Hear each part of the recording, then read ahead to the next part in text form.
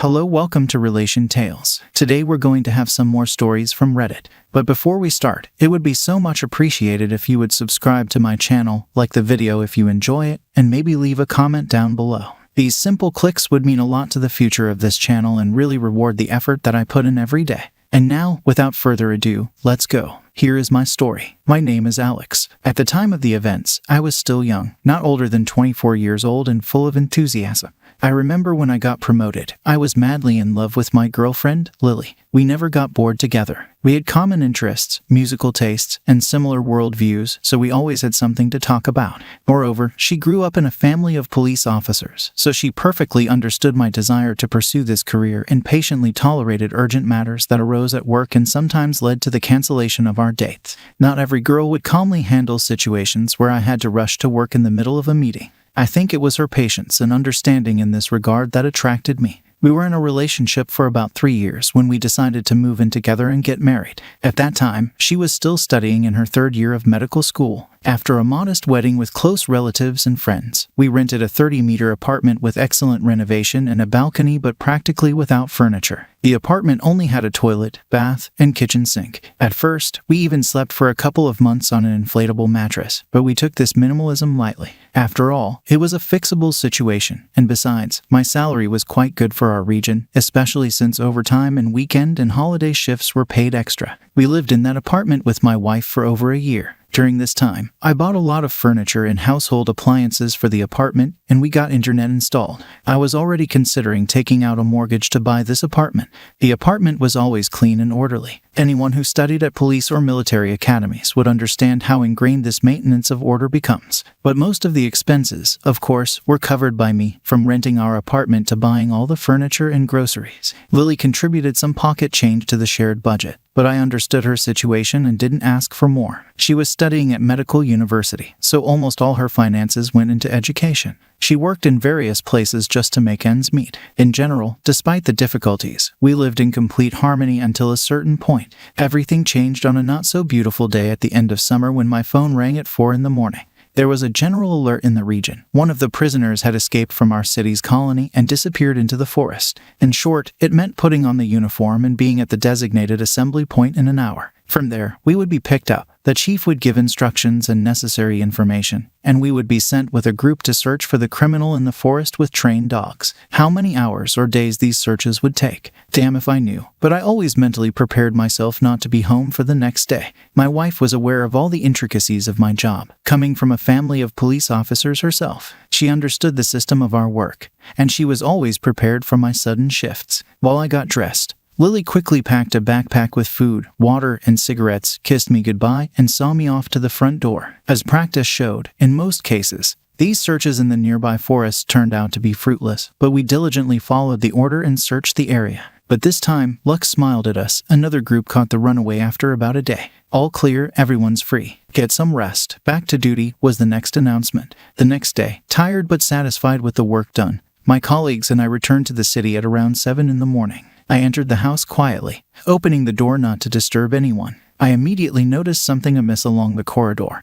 There was a pile of shoes and many jackets were hanging on the hooks. As you can understand, none of it belonged to me or my wife. It didn't bode well. I collected myself, whispered to myself about keeping a cool head and steady breathing. That's my mantra to take control of nerves. Without taking off my shoes, I began inspecting the apartment. It is difficult for me to find words to describe the nightmare I witnessed. The extent of this horror could only be conveyed with the help of profanity, but even that would be insufficient. The apartment looked like a hurricane had swept through, or an earthquake, or a summoning of spirits from the other side, only without pentagrams and blood. It wasn't just a student party. It looked like the last party of their lives, as if the end of the world was imminent. The bathroom was covered in someone's vomit. Even the walls were stained. The tap in the bathroom was torn off, water flowing smoothly into the sink drain. Some guy in wet clothes was sleeping right in the bathtub. The kitchen was a mess with broken dishes and dozens of empty alcohol bottles. Another intoxicated body lay unconscious against the wall. One of the wall shelves, where a bunch of spices was stored, was torn off and lying shattered on the floor, the spices scattered around. Another room didn't look any better. The transformable chair in the living room was unfolded, and a couple managed to fit in it, sleeping in each other's arms. The plasma TV, which I bought on installment 6 months ago and only paid off last month, lay on the floor, broken. The full picture of this chaos was completed by the bed on which my wife lay naked and in the embrace of some guy. A couple of used condoms lay on the floor near the bed. Apparently, something inside me snapped at the sight because the first thing I wanted to do was not to endure all this to the end but to go out to the balcony for a smoke. I should have stayed inside. There was a bucket, a mop, and my favorite ashtray usually kept there. That same bucket was also smeared. Instead of the ashtray, there was a regular plate with a bunch of cigarette butts that didn't fit in it and were scattered all over the floor. My collection of succulents of 11 species was gone. Out of curiosity, I looked down and saw it below. More precisely, what was left of it, broken pots and dead plants. Probably it was fun to throw pots from the 5th floor. That's when I went berserk. The coldness I tried to maintain in my head completely disappeared,